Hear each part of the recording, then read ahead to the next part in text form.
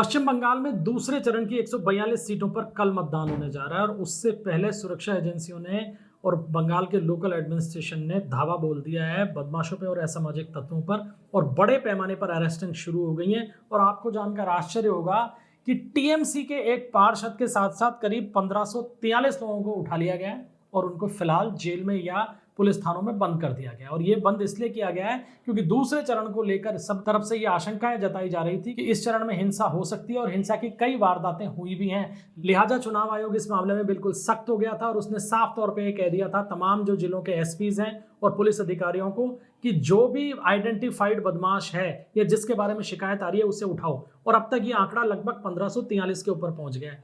अब टीएमसी के पार्षद की गिरफ्तारी हुई है। ये कहां से है पार्षद, तो ये बता देते हैं आपको कि ये पूर्वी बर्धमान की जो बर्धमान नगरपालिका है उसके वार्ड 22 के पार्षद हैं। नाम है नारू गोपाल भाकट और इनकी अरेस्टिंग इस आरोप के बाद में हुई है कि इन्होंने एक बीजेपी के नेता को धमकी दी, उनके घर पे जाकर हमला किया। तो बीजेपी ने इसकी शिकायत इलेक्शन कमीशन से की।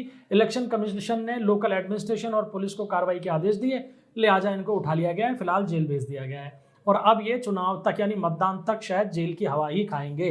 तो जो नेतागिरी ये दिखाने की कोशिश कर रहे थे उस पर फिलहाल चुनाव आयोग ने एक सेंसर लगा दिया है। अगर इन 1543 लोगों का बाइफर्केशन करें कि कहां से कितनी गिरफ्तारी हुई है तो अभी तक जो आंकड़े मिले हैं उसके तहत पूर्वी बर्धमान में लगभग 479 लोगों को गिरफ्तार किया गया है, उत्तर 24 परगना में 319, दक्षिण 24 परगना में 246, हुगली में 49 और नादिया में 32 लोगों की गिरफ्तारी हुई है। तो आप ये समझ सकते हैं कि ये पूरी की पूरी कवायद चुनाव आयोग उसी तर्ज पर कर रहा है जिस तर्ज पे पहले फेज के अंदर किया गया था कि पहले फेज के मतदान से पहले भी करीब 1600 लोगों को गिरफ्तार किया गया था जो आइडेंटिफाइड थे और उसी तर्ज के ऊपर सेकंड फेज में कार्रवाई की जा रही है। अब ये कार्रवाई इस मायने में ज्यादा महत्वपूर्ण हो जाती है कि डायमंड हार्बर के आसपास का इलाका या जो दक्षिण 24 परगना जिला है उसके बारे में बहुत ज्यादा शिकायतें इलेक्शन कमीशन को ये मिल रही थी कि यहाँ पे चुनाव के दौरान स्थिति खराब हो सकती है। आपने वो एक वायरल वीडियो भी देखा होगा जिसके अंदर पुलिस ऑब्जर्वर बनकर आए अजय पाल शर्मा जहांगीर खान को लेकर चेतावनी दे रहे हैं कि अगर उसने लोगों को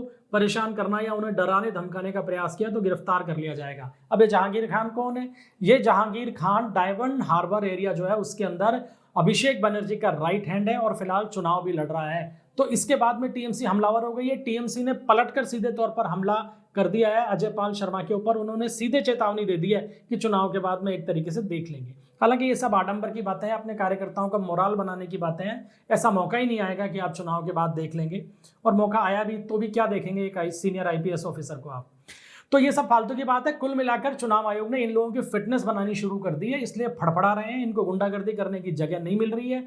रिजर्व फोर्सेस या जो सेंट्रल पुलिस फोर्सेस तैनात की गई है बंगाल में वो अभी तक तो शांति इसलिए रख रही थी कि भाई कहीं चुनाव से पहले माहौल खराब नहीं हो जाए। लेकिन अब चूंकि 29 तारीख को यानी 29 अप्रैल को आखिरी चरण का मतदान होना है तो अब सेंट्रल फोर्सेस भी पूरी तरीके से फ्री हैंड है कि अगर कोई बदमाशी करता हुआ दिखाई दे तो उसके खिलाफ कड़ी से कड़ी कार्रवाई की जाए और बल प्रयोग भी हो सकता है। लिहाजा इन गुंडे मवालियों को सतर्क रहने की बहुत जरूरत है, नहीं तो अब डंडे इनके ऊपर जम के फटकारे जाएंगे।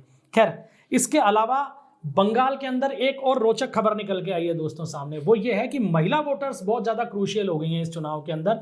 महिलाएं वैसे भी अपना रुझान जो है स्पष्ट तौर पे जाहिर नहीं कर रही हैं।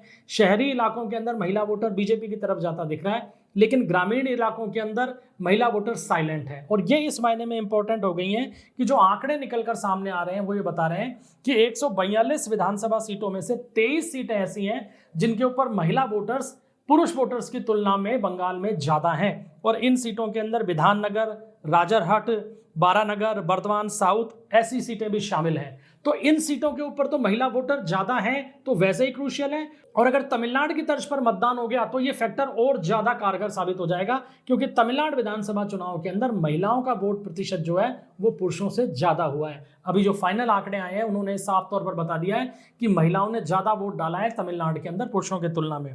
तो ये फिगर क्या रहा है कि फीमेल्स ने लगभग 2.52 करोड़ वोट डाले हैं तमिलनाडु विधानसभा में और पुरुषों ने डाले हैं 2.35 करोड़। तो महिलाओं ने करीब 86% पोलिंग की है और पुरुषों ने करीब 83% पोलिंग की है और एग्रीगेट जो है वो लगभग 85.15% निकल के आ रहा है। तो अगर वही आंकड़ा बंगाल में रहा तो बंगाल के अंदर भी एक ये बड़ा घटनाक्रम होगा और ये चुनाव को भी प्रभावित करेगा दोस्तों, क्योंकि महिला वोटर जिसको भी डालती हैं वो एक तरफा जाता है वोट। महिलाओं को प्रभावित आप कर नहीं सकते। महिलाएं जो सबसे ज्यादा प्रभावित होती हैं वो दो ही चीजों से प्रभावित होती हैं, रसोई और लॉ एंड ऑर्डर। रसोई वाले मुद्दे के ऊपर ममता बनर्जी जो मदद दे रही थी उससे ज्यादा मदद बीजेपी देने को तैयार बैठी है। अब फैसला महिलाओं को करना है। वहीं लॉ एंड ऑर्डर का जो इशू है वो टीएमसी के बिल्कुल खिलाफ जाता दिख रहा है। तो अब महिलाओं के मन में क्या है ये पता लगाना तो बहुत मुश्किल है, क्योंकि एकदम साइलेंट है, लेकिन ये तय है कि महिला वोटर इस चुनाव का फैसला करने जा रही है।